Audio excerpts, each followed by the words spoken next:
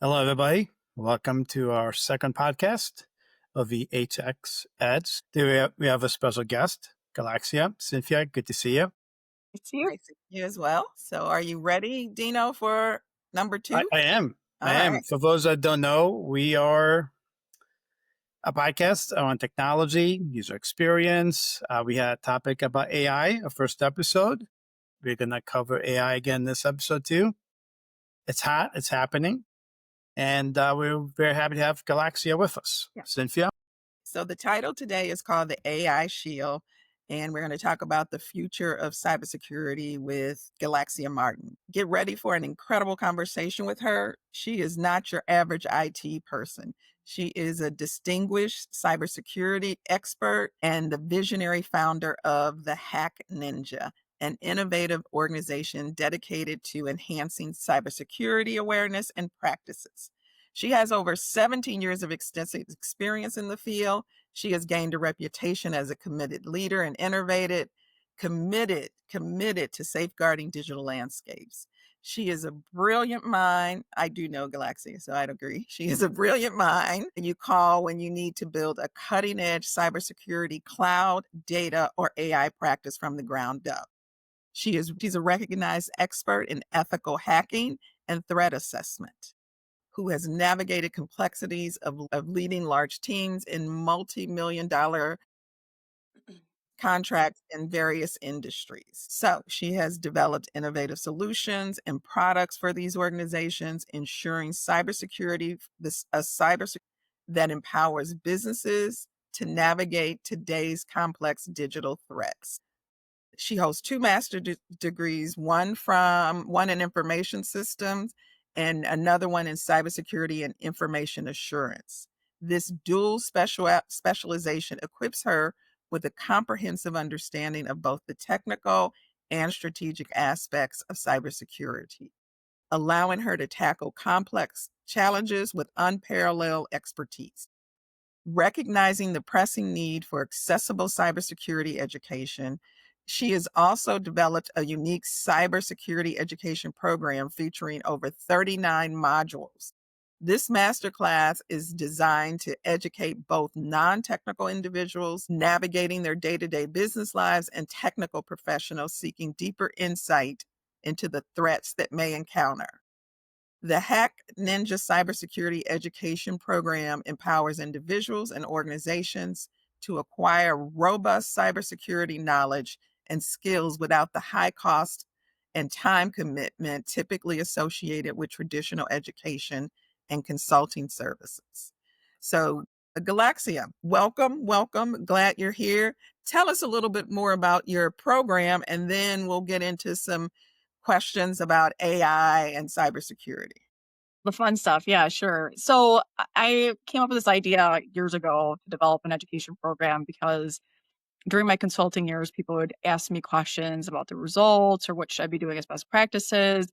And it was super clear to me that the basic fundamentals of cyber, even though it's being taught, like, phishing emails and all that stuff, those training programs, something wasn't clicking. Also, it was too generic.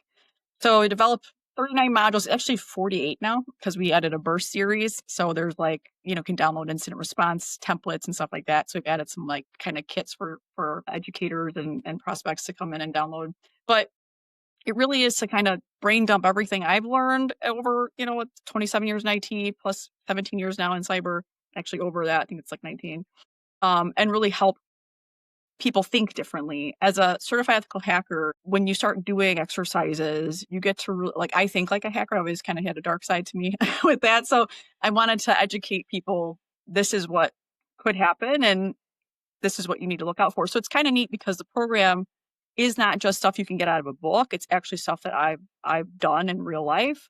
So a good example, like if you get a vulnerability assessment, traditionally organizations will call out low issues. And they're like, oh, don't worry about it. I'm like, yeah, no, that right there, I've hacked like hundreds of times. I actually just had a discussion earlier about this, and it pivots it from, yes, maybe the CVE that's on, the CVE.org site says it's low, but like in real life, threat actors, if they get a hold of it, it's very, very, very possible. So there's a different spin on it from a tactical and operational perspective. So I developed it. doing pretty well. We have lots of stuff going on with that. It's a whole community too. So the cool thing is if you sign up for the masterclass, you get access to the community where you can ask questions, network with people. So it's a bigger deal than just take my course, right? It's really building a community to help people solve their problem. So thank you for that. My question will segue into that AI and how it's a big deal, but the threats have not gone away. I know we're talking about it. In fact, I feel the threats are even larger now. And I think a lot of IT leadership tends to bury their head in the sand anyway when it comes to cybersecurity. So can you give us some insight on that as well with AI coming on the scene? Yeah. So a funny thing about AI, I love how everybody's like it's a holy grail. Because let's just be honest, machine learning's been around for quite a while, right? Over Like 20 for years. over 2 decades. Okay, two Yeah. decades, right? Back in the old days. So it's just who had access to them and was it really more, small, mid business usage or not, right? The only big enterprises use it. So when we talk about AI, there's forms of that in there, right? It's a large intelligence models that are basically pulling data, learning your behavior, learning your inputs, learning stuff from the web, making its own assumptions, predictability, right? Based on certain inputs and data sets. When we think about that, none of this is really new. It's just moving faster, more efficient, and a little bit more precise. And one of the things that I talked about recently was the challenge that everybody's like, well, I guess the wow factor everybody has on AI is the IQ, right? So there's a series of tests of IQ for AI agents, right? So like Claude, Nano, ChatGPT-4, all of those, right? There's different IQ levels that it has. When we start talking about AI in the future, AI is going to have the IQ of Einstein, like not too far away. They're saying in a couple of years. That is amazing. The question is, who's going to be able to evaluate that that's truly the case? Because so that's where it's interesting. So when we talk about AI and its relevance, it is the next wave. If you are not doing AI, you are already behind the scenes. The question is, what parts of AI are you doing? Why are you doing the workforce, operational, easy, send an email, summarize it, make a presentation, right? Or are you doing things like streamlining your operations, being able to do repeatable tasks without a human being? Like, I think I just saw something on LinkedIn today that, and I don't quote me on this, there was a large Fortune 500 company that laid off 5,000 employees because they were replaced with AI, right? So I'm going to predict at least half of those are going to be called back at some point. Well, funny content about that. I don't know if you guys played with ChatGPT 5 yet, right? Dino had. Pretty kludgy. What happened? ChatGPT 4 was amazing, right? And I'm like, are we being another, big provider? Like, I love Microsoft. I'm calling them out. Like when they do the Windows updates, it breaks, and then the next one My it's good. gosh. And it's like, and what's funny is if you read about why, I don't know if you guys read about why OpenAI's ChatGPT 5, they took away some stuff, right? They made it more secure so that you couldn't get like true mental health assistance. It's more of they had that feature. It says thinking further, right? Deeper thoughts. But it's Yeah. because it's trying to be concise, and it's not. So they're fixing it. I know that for a fact. It's driving me nuts. But I think from when we talk about your statement of those people are coming back, yes and no. I don't know. I I haven't. don't even like those specific people are coming back. But I think in the short term, some of those folks are going to, because you have a lot of knowledge going out. When you lay off 5,000 people, how much knowledge are you losing as an organization? And I don't feel like they can get that back. So they're going to be either reinventing the wheel or something different. And Yeah. while AI is constantly improving and is doing more and more things, it still can't do everything. I remember one of my past jobs, I was doing some data analytics, and I was simply asking Copilot to merge 4 tabs in a spreadsheet. It had very similar data, same format, and I asked it to merge it. It was basically a copy and paste task for any human. And what it did was came back with instructions on how to do it. So I went back to Copilot, go, hey, this is great. Thank you for your instructions. I may use them in the future, but really I'm looking for you to do the work for me. Can you please merge these four tabs together. And I forgot the exact language it came back with, but I did. Now, I haven't done this test today. And when I did this was 4 or 5 months ago. It could be that today it goes and does that for me. And every day it's getting better and better. And it depends which version of AI. For my day-to-day use, I'm either using ChatGPT or Claude. And I was having this Yeah. conversation with somebody yesterday. I was telling him to try them all and constantly rotate because they will constantly outpace each other. I started out with ChatGPT like everybody else did, and when I discovered Claude, I liked Claude's way of communicating with me. And then Gemini got a little better. I started using Gemini, but primarily today use ChatGPT and Claude.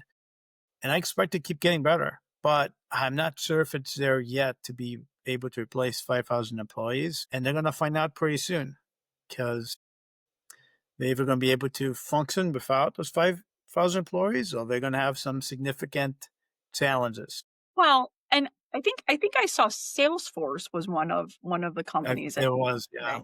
Yeah, and so they what's have. interesting is the corporate organizations, I feel like small mid businesses I prefer to support more anyway.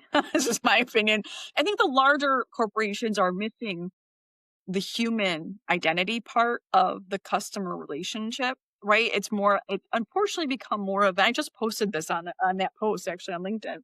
It's more of becoming of numbers versus people and loyalty, in my opinion. So when you lay off a large set of people, you're not thinking about, do your customers really want to go through all those AI prompts and not talk to somebody? Like when is the prompting enough, right?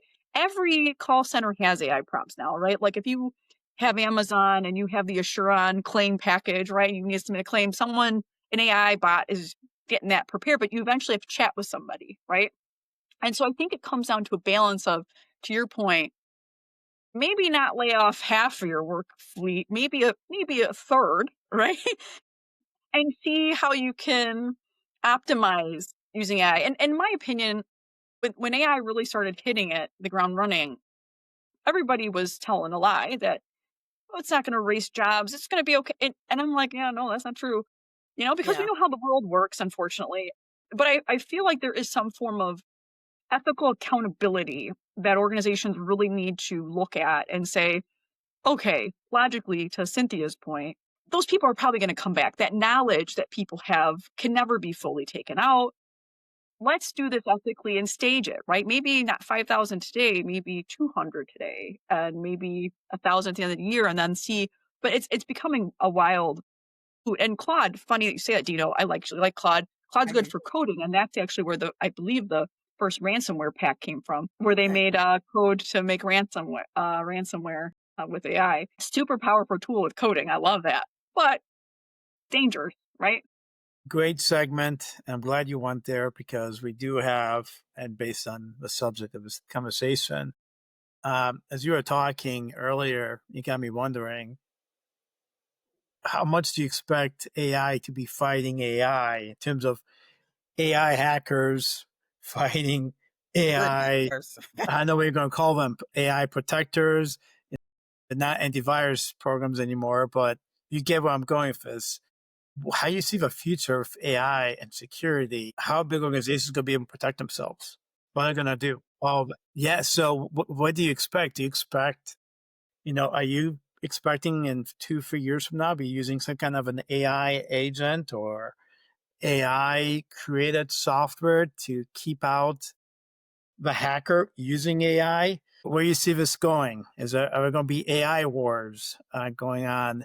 It comes to security. So twofold to that. If we're thinking about a specific, like just fully 100% AI based security solutions, there are parts of that exist today. So a lot of security products have AI already built in it, right? A lot of like data governance and management are doing it. Almost probably about maybe 60% of products that are software based now have some form of AI Machine in it, learning.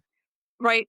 So when we look at AI versus AI, I like to say it like this.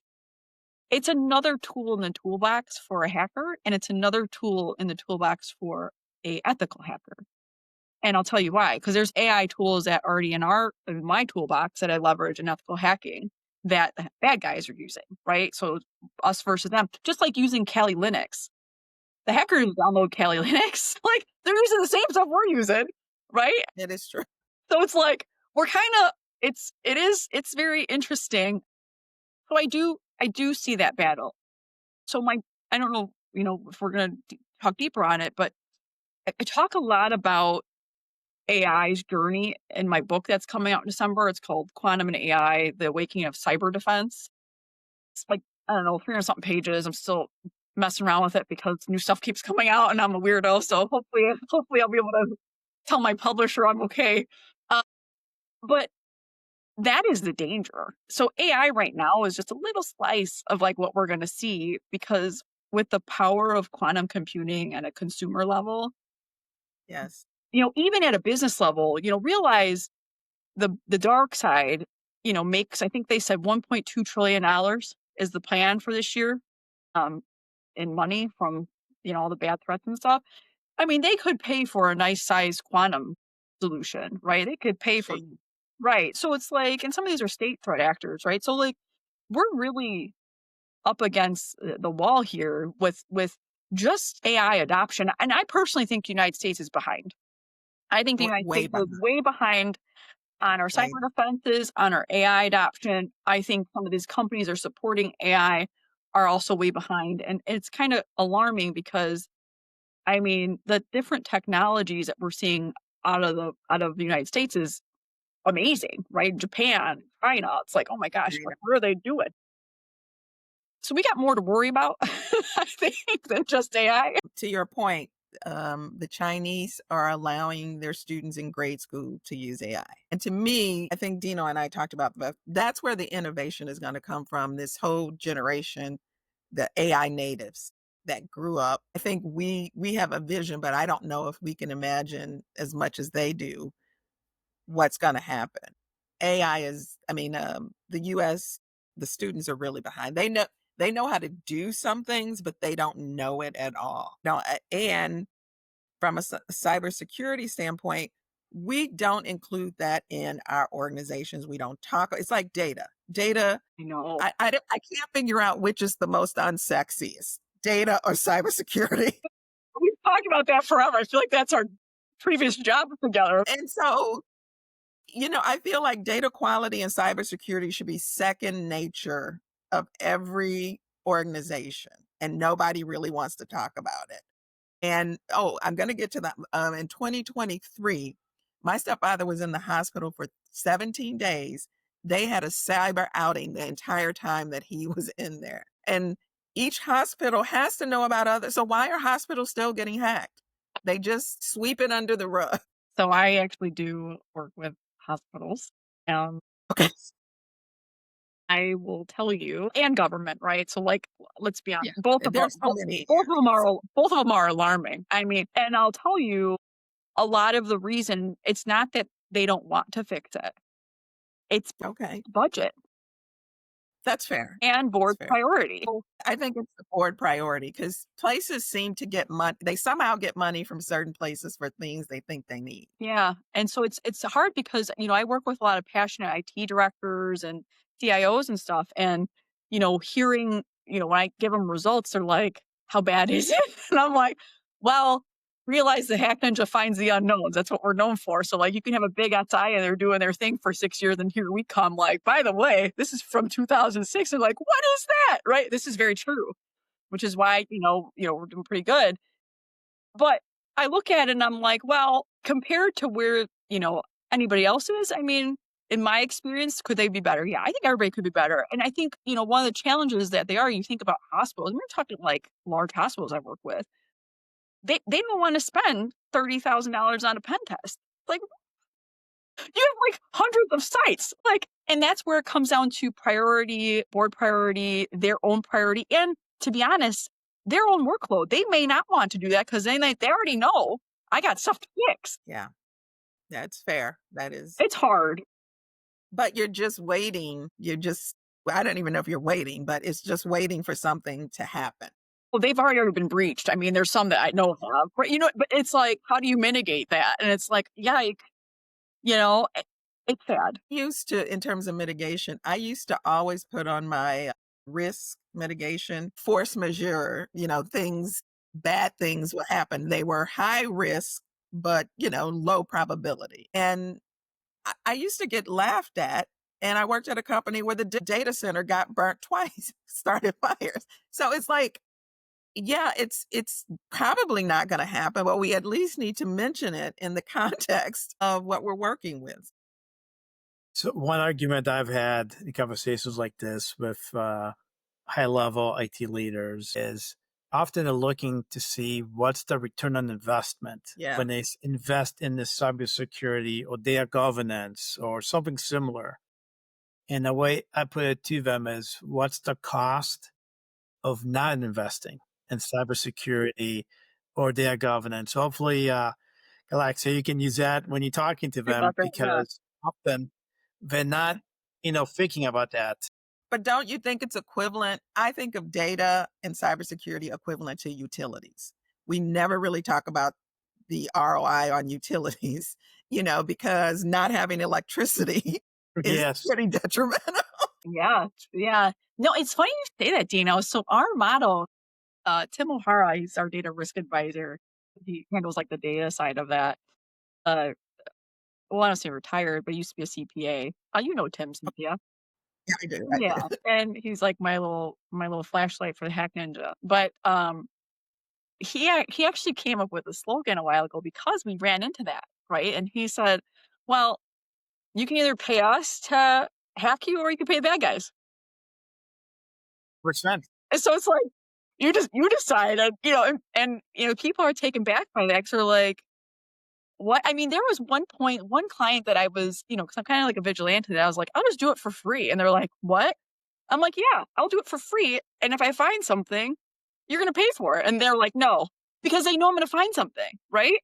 So it's It's like, fair. so it's interesting. It's like, there's a problem. But if you don't look at it, you think it won't happen. It's like having bad brakes. You just keep riding. Only it doesn't crash you one day. My And goodness. I think some of them think it just won't happen to us. You mentioned hospitals. Hospitals provide a very valuable, good service. They're good guys. So I can see how a hospital would think, no one's going to do that to us, but they do because it's effective and they've been getting paid, by hackers some good money. That used to be off the table. Hospitals used to be Yes. off of the table for hackers 15 years ago. That changed drastically. I think it's just a money grab. It doesn't matter anymore.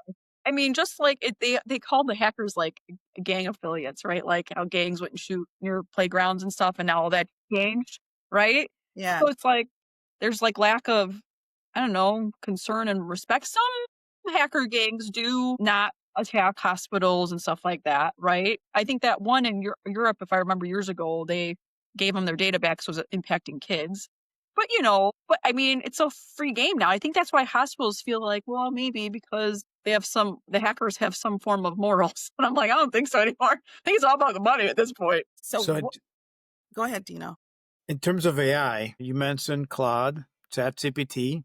Anything else that you're using that we may have never heard of or seen? I mean, there's tools, right, for the cyber world that we're using, but I think in regards to that, I mean, those are the standards, and obviously Microsoft Copilot. OpenAI is my big jam on the ChatGPT side in regards to development. Claude, I like recently because of the coding. Makes it a little bit easier when you're coding stuff, especially for like Python scripts and stuff that I typically rebuild my armor of attacks and automate them. So yeah, I mean, those are pretty much the predominant ones, I think. And AI is changing so much that it's like next year it, it might be something else. I think I told Dino I use DeepSeek a lot, which is the Chinese Yeah. version. Claude and ChatGPT have changed significantly, and now they've kind of overpowered all of that. Like you say, it's just like they're playing, I don't know, cat and mouse. So what one day they're up, the next day they're down. Yeah. But I still favored Chat, Claude, and DeepSeek. Those are the three that I use. And Midjourney, but Midjourney is just not there. It's a tool for creating images, Yeah. but it's just not there. Yeah. But I think that's where we're at, right? I think regarding that, it's regarding what are you using it for, right? So are you using it for images, using it for writing research. Yeah. And writing, I tend to not hardcore writing, I don't. Quick emails. One of the things I used to do, like if I were responding to an email, I was very angry, I would just write it, then rewrite it, and then go to bed. And so now it's easier for it to say, hey, this is what I want to convey. Help me convey that. But if I want to write, like when I'm writing articles or writing something more extensive, it's harder to use. For me, it's harder to use because it's never saying what I wanted to say. Yeah. I take in life a much more personal, friendly tone when I'm writing emails. Both Claude, but especially ChatGPT and Copilot, take a lot more of a professional note. We've worked with somebody for 4 or 5 years and you've got to know them. It's a little more personal. That's true. So I've honestly don't use that as much for emails. And I've shared this with Cynthia, and this may have been the first podcast. I did have something funny happen in an email. I had a recruiter reach out to me, and I was very clear telling the recruiter, hey, I'm not interested. So I wrote this email, which basically it was a little longer than a few sentences, but the main thing was I was not interested in the role. I forgot which AI tool it was. It may have been ChatGPT. It complete turned around the email and changed it to, well, I'm very much interested. When can we talk? I'm so excited to talk to you. And it just took it. I asked basically, my prompt was something along the lines, please improve my email in terms of grammatical and tone purposes. And it basically just took it and changed it all around. So that's the other thing too, is it could be a little dangerous too if you don't pay attention. I You definitely have to pay attention. read the whole whatever text is. So I'm not really using for email. The other part too is writing a prompt takes you a few minutes, copy and pasting the prompt. And You, often your you emails are are too short good. and sweet. So I am using a lot for research. I Yeah, I recently get have research. used it even more than I have in past for research. Some stuff too that's maybe a little embarrassing, like how to dress myself. I like to think I can dress myself pretty well, but I got sport jackets. And that was doing some research and combinations because I was looking to mix things up a little bit. I was getting a little bored with what I was wearing. Oh, that's interesting. When we talk So about, Hi, Cynthia. go ahead, Alexa, because I know your time is limited. But go ahead. No worries. When you talk about tone, you're spot on, right? I think I just read an article a few days ago about, I actually wrote a song about it. We'll talk about that later. We talked about not bringing that up here. I wrote a song. It's called AI Gospel, by the way, and it's in a negative light about AI.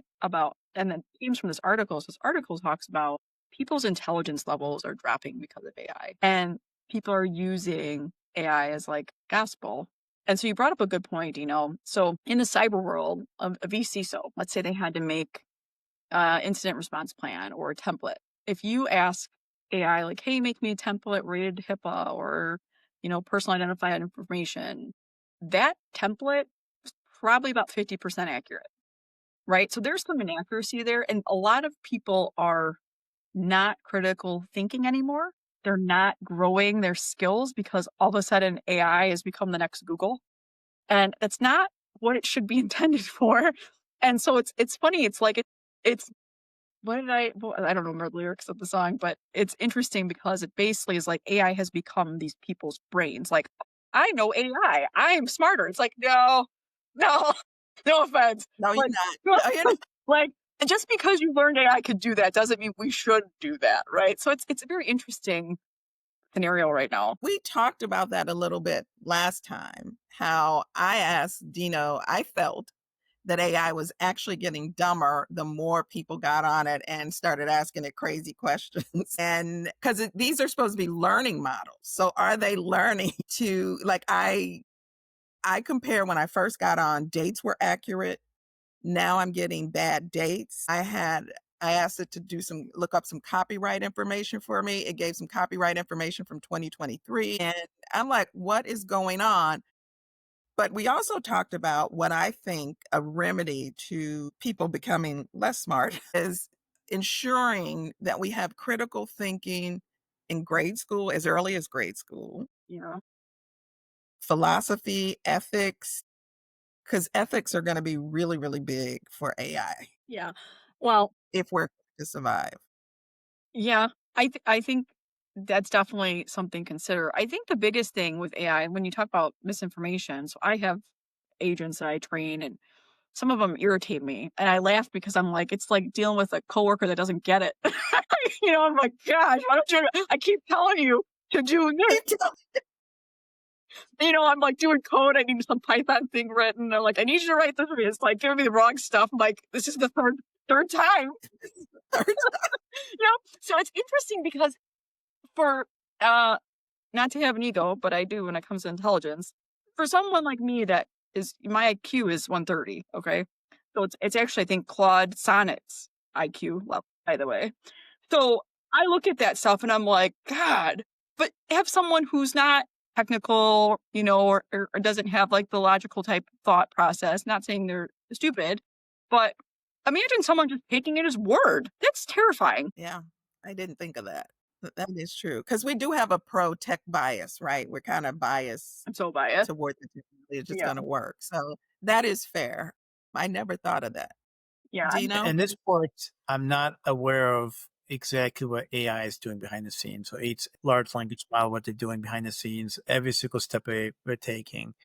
But there is some kind of a timer behind the scenes. You're going to ask a question. It's not going to take 10 hours to get back to you. And I think that may also be causing some of the errors or mistakes because I do often will ask it for a list of something. And it might be a subject I'm familiar with. And I get a list back with 5 items. And I know there might still have been 6, 7, or 8. So I'm still finding quite a few mistakes Yeah. when I'm using AI. But with that said, I am still also learning from it. It still knows about some subjects more than I do because it's going out on the internet and searching. But the other part I'm doing is I'm actually often asking both Claude and ChatGPT at the same time, and I'm getting 2 sets of answers. Yes. And you will notice there are, things missing from one answer versus the other one. And I'm trying to use that as a safeguard, knowing that's not going to be 100%. And I do that often. I'm just testing them too to see, okay, who's ahead in the race now? Who's doing a little better? What's training the model, right? I mean, Yeah. I Yes. literally just talked about this earlier today about all these agents or these AI vehicles. It's like using SharePoint, OneDrive, Google, and Dropbox. All of them have the same purpose, but all of them act different. They have different features, they have different ways to respond, they have different portals, right? It's very similar to that. So when you're asking to different models, they're all trained differently, right? I mean, so you're going to definitely get different answers. And one thing about AI is that you can poison it. Surprise, right? There's some guardrails in place to not poison it, but Cynthia, to your statement, you said, I think it's getting dumber, right? I mean, that's because some people are intentionally trying to poison its learning model.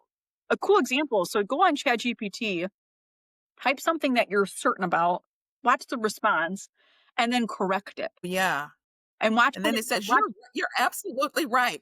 That's there it is, right? So imagine millions and millions of people a minute doing weird stuff like that. I mean, you're starting to poison the well, and then of course it gets retrained. No, that data set's wrong. You need to do this, right? I mean, that's the whole part about ethics and diligence. Why these big organizations that manage these LLMs have their responsibility to ensure they're not getting poisoned. But you can poison it. You can easily do that. We'll say you're absolutely correct. Yeah, sorry.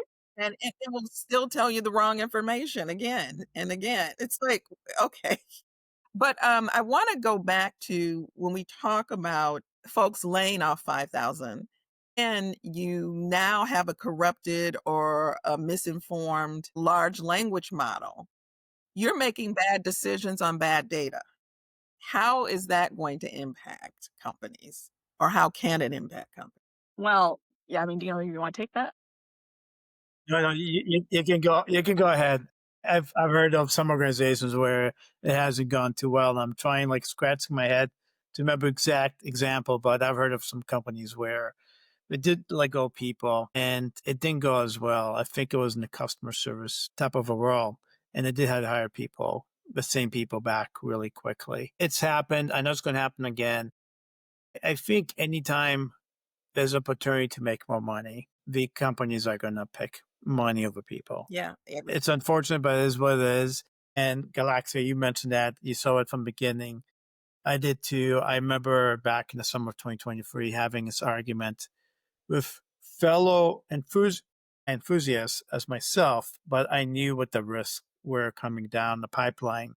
And there's even more risks. I was watching a couple videos today. One my brother sent me, and one that I found of former people who worked in the industry. And there's a few videos out there, not just one person, where they're basically warning us of what's potentially coming down the pipeline, Hmm. especially as AI is getting smarter and smarter. One of the tests they've been doing to AI lately, different models, letting the AI model know, hey, there's a new model coming out. You're about to get replaced. And watch AI freak out. There's one famous case where one of the models had some gossip or information on one of the vice presidents. Knew the vice president had an affair and was trying to use the affair to blackmail the VP. Maybe when we share this podcast, I'll find the video. There's one person indicating that there's been several models that fell for that. Once they realize they're getting replaced, they have this will to stay alive and continue to operate, and they're worried about their own survival as a model, which is kind of interesting. Yeah, Is. I think the biggest thing, and so like I don't want it to be negative on AI because I really love it, right? I think the biggest thing is, We all use it. well, yeah, hello, right? I think the biggest thing is ethical use, making sure it's got guardrails, right? And when we talk about cyber and AI, it's a whole nother world that has got to be embraced fully, right? We've got a bunch of, older CISOs who are like, absolutely not, right? And then you got ones like me that are in between. I'm like, yeah, I could see that, but I could see that, And so I think when we talk about using the AI, and if you're building, having your own hosted LLM, or which would be pretty hard because it's really expensive. But let's say you do, right? We're using a SaaS version. If it's got bad data, you're gonna make bad decisions. I think that is a bigger discussion about what Cynthia said, data quality. I mean, that's a bigger discussion that if you had data quality controls in place, that would be a flagged, right? If you have the ability to statistically see that, well, that's weird, right? That seems off compared to last month. And if companies are finding out then they don't have any data governance, data quality controls in place. Wow. Yeah, So, there's definitely been a lot of companies jumping all the way in AI and completely ignoring their data quality. And they're being warned by people who work within the organization that, hey, we need to clean our data first. And there's this fear of missing out. And everybody wants to jump in AI, and they're not totally clear where they're going to use it, what the use yeah. cases are. There's a lot smart people who work in the organization, probably know the use cases. I'm not sure if you're listening to them, but one of the groups of people speaking out right now is everybody in data governance, data quality, data operations, and many of those organizations just don't have the quality yet to be using AI the way they envision using it. Right. And let's just like take a few steps back, right? So Tim O'Hara does the data risk side, and what he does on that side, since he's a CPA, he analyzes like their financial data and anomalies, right? So more of like the financial side and operation pieces. And from an overall like assessment base, looking at that as a vulnerability compared to just like a accounting assessment, right? So it's a very, very different approach. So when we talk about AI and all these pieces, peel the onion back. I think this is something I preach a lot, when people are asking me about like, can I start AI? I really want to. It really comes down to like your core foundation. Like, listen, if you're not doing Yes. basic data governance, if you're not doing basic cybersecurity stuff, don't talk about AI yet. Play around with Microsoft Copilot, make some summaries of your emails and Word There we documents, go. keep it in house for a little bit. Do some research on ChatGPT. That's really cool, right? Don't put proprietary stuff up there or anything like that. Do that first. And then, like, when you want to start playing ball and like exploring like SaaS solutions and chatbots with clients and all that, then you kind of have to be more moderate and intermediate and advanced when you talk about data governance and cyber. And what's the impact to the organization? Because then is it going to be siloed and only help one department, or are we going to do it across the board? That's happening now though, right? So that is actually happening, that they're, It's you know, very siloed. traditionally they're focusing on back office and finance and marketing. Like those are kind of the three areas for AI focus. It's rare that it's the development side just yet, unless it's like, infrastructure as a code and using AI to automate some of that stuff. But it is siloed. It's the same thing, Cynthia, with data governance. When we It do is. data, It's the same. That's right? Those the data same. projects we done back in the day, or previous employer, right? So it's like same scenario where we don't want to do the whole company. We're gonna just do this pocket. It's like, what are you doing? Right? But in But those everybody in the company accesses the data. weirdest situation, and it's like it's okay to piecemeal it if you have a longer vision that like eventually everything will come into fold. And that's Yes. going to be the same problem with AI, which is why I think this data governance, this AI, and this cyber play all have a bigger picture than people are thinking about. And I'm going to tell you this in my book, Quantum and AI, The Awakening of Cyber Defense. It literally talks about like all the warnings, like the warning signs I'm seeing right now. And a cool thing about this, I worked for a company more than a few years ago, 10, 15 years ago, and I wrote this book called Limit the Risk. And I wrote about the potential of water treatment plants being poisoned through through hacking. Let me tell Yeah. you, 10 years later, that actually almost happened in Florida. And people thought when I wrote my little scenario in that little booklet, they were like, yeah, she's crazy. Right? And I'm like, no. I'm like, no. And I'm like, here it is. And I'm like, that's crazy. Because I think about things in probably a different light where it's like, the technology is cool right now, but what is it going to do to us? And I think AI is awesome. Like I want people to be on board. I want them hearing them, but there is some form of responsibility that people really need to wake up that you can deploy AI, but like take some strategic approaches to it instead of just saying it makes my life easier. Yeah, cool. Like let's not do it raw. Let's like be, focused on it and how we're going to do that. I think the low-hanging fruit for every company for AI is the whole meeting, where they have the people on the meeting and it records the meeting, and then that's, to me, that's a no-brainer. Like, Scary if you're government though, FOIA. I don't know. Yeah. Turn that off. you're gonna have to make an exception, not them. I think, most of the companies that I work with and for, it's a no-brainer and it saves time. Now, to me, I feel like that's a value added that people can understand. The conversation is being recorded and the notes are available. Because as a single PM or a single customer success, you're in meetings 8 hours straight. When are you going to have time to do all the meeting notes? So I think that adds value for an organization. So I think that would be pretty cool. So those are the kind of decisions I'd like to see that are, to me, are realistic. I don't know. Dino, thoughts on that? Or I actually completely agree with you. It was interesting because I was in meetings about AI. One of my former employers, we built a AI training program, but we weren't allowed at that moment to use the AI agent to record and transcribe the meeting. And I was the one stuck doing the notes. Yeah, I remember thinking about this. I can't wait to be able to use this eventually. And honestly, I still have not had a chance to use it myself. But I am in a lot of meetings today where we are having the note AI taker? transcribing the meetings, and it's actually great. There's one meeting that's 2 hours long, and that I'm gonna be attending every few months. And I was one of my responsibilities is taking notes from this meeting, but I was extremely happy to find out we are using an AI agent, so I'm definitely planning to leverage that for the notes. That makes a huge difference. I also think like AI agents for like your internal repositories is fun. I think to be able to scan what's going on in SharePoint and your OneDrive and to answer like I don't know how many times project managers I've worked with in my career. Oh, have we done this project before? I don't know. Search for it, right? And then you have to go sniff around and see if there's something repeatable. I do think that is a big win, but you got to be careful because you got to have some form of data governance with that. But I think that is like the next step is like mining your data.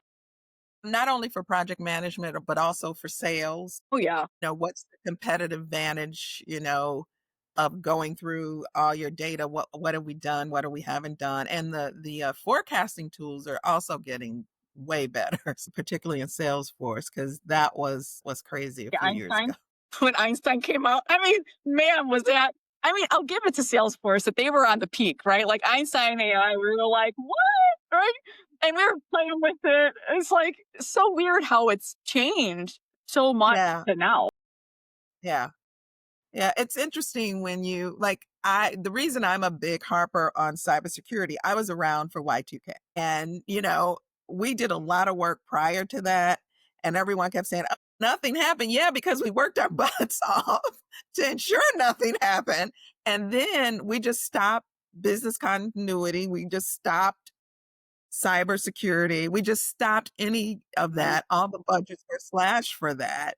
And, I bet that can be directly related to the hacking nowadays by just not focusing on anything related to security, Yeah. you know. I also think that technology started evolving really quickly after that, that it's making it really That too. hard for people to like stay up to date. And it's money, like back to the budgets, right? It costs money. A lot of the hospitals to bring it back there, a lot of legacy That is stuff true. going on. A lot of legacy Yes, stuff. true. And you were talking about Tim O'Hara. I remember, that's how old I am. I remember when IT was in finance. It was Yeah. a lot, I remember that too. yeah. And someone said, "What?" I said, "IT was in the finance department, and it was a huge line item. They were always looking for a way to cut costs." Yeah. So we are almost out of time. Galaxia, one of the things I would like for you to sort of finish up with, let's talk about the future. What would you impart to a kid who may be interested in the cybersecurity field, and what do they need to know about the inner workings of it and with AI? Well, funny story. My master class has a whole module about AI. Okay. And my Burst has and Burst is free. So the Hack Ninja, go to website, go to education program. You can go to the link and there's the masterclass and there's Burst. And I'm also doing a complimentary free of the masterclass for now to get people in, to get them reviewed. So I actually gave away 5 licenses last week to some college students to be able to come in and see where they want to go in their career. Obviously, they're close friends and people I've worked with in the past, colleagues, kids. So I think obviously the Hack Ninja Masterclass really covers like a full breadth of like cybersecurity, not just basics, but really like what to expect, right? And there's a whole bonus module about your career in cyber, like what paths to take. So that's why I released that too, right? Is people just needing direction. Well, I was lucky to have mentors, so I kind of had an idea of where I wanted to go. I was really just a nerd anyway in IT. Cyber just happened to be that nice little niche for me. So Okay. I think the masterclass for me, I think it's great. Obviously, I wrote it, but one of the things that, so I'm a mentor for the EC Council, right? Cybersecurity professionals. And one of the things there is guiding people, professionals, like they could be IT engineers and they may be like, what should I do in cyber? Just guiding them based on like, what do you desire? There's so many paths in cybersecurity that you can go down, but now you have AI. And with AI, you got to know the fundamentals. You got to know how it's going to impact fiber or just the ecosystem. I'm going to say this. There are 3 areas I believe that are not going to change. 1, data. 2, cybersecurity. 3, AI for now. 4, I'm adding, I said 3, but 4, quantum. So Yes. if you wanna secure your career and you're in high school or, getting into high school or getting into college and you're an IT fanatic or you like coding or you like developing, like those are the 4 areas to look at. That's it. Those are the four ones to look at. Don't look at coding, don't be a developer. That's kind of hit or miss. If you want like to know like, man, the quantum world right now is great. The next frontier. I agree. I mean, they're smart. And They're I also think, smart. Smart. I was yeah. in a room with a bunch of them, and I was like, man, I couldn't hang. I was like listening to them, I'm like, this is crazy, right? Their brains are so different, So different. so different. Can't thank you enough. This has been a great conversation. I would love to have you come back on this and just talk Like, look, bring it back in forever. December. Yeah, that would be great. Yes, Give yes. me back the So free that time. would be That would be awesome. Dino, you have a Yeah, question? absolutely. And maybe next time you come around, you can speak a little bit about your music Oh, interests as well too. fine. We heard about some DJing you might be doing, so we'd love to hear about that as well too. All right. Sounds everybody loves to hear about that. That's fine. Yes, that is fun. It's fun. Fair enough. But yeah, I think in December would be awesome. The book comes out. I haven't picked a date, but in December for sure. I am It'd be excited awesome. about that. I don't know, that might be too heady for me, but I'm excited for you, and, just best of luck to you. She is the only person I know that can do 100 things at once and while driving her Jeep on the expressways. For those days, yeah. Yes. I appreciate Cynthia, reaching out and getting me on the show. It's been awesome. Thanks a lot. All right, Take care. all right guys, take care. Bye-bye. Bye-bye. Thank you. Welcome. Bye. All right. That was fun. That was fun, Dino. You know, we are close to an hour, so I hope everybody watching this thing actually enjoyed it. I know me and you were planning to do some more talking, but I think probably I think we're there. 55 minutes, an hour is probably long enough. Maybe next time we can talk a little bit about what we've been doing lately ourselves with AI as well too. Yeah, I knew she would be a great guest. Just super smart. Engaging. She's so engaging. She can go at all levels. She knows major concerns at every level of the organization. And, I just really love having conversations with her. I think the three of us could have actually talked for another hour. We We could could have easily hit 2 hours on easily. this, So, but well, it's been fun. I'm looking forward to indeed. the third podcast. So, indeed. Well, thank you, everyone. We will review this podcast and get it released as soon as possible. So, until next time at the HX Edge. Good night. Good night, Dino. Good night. Bye.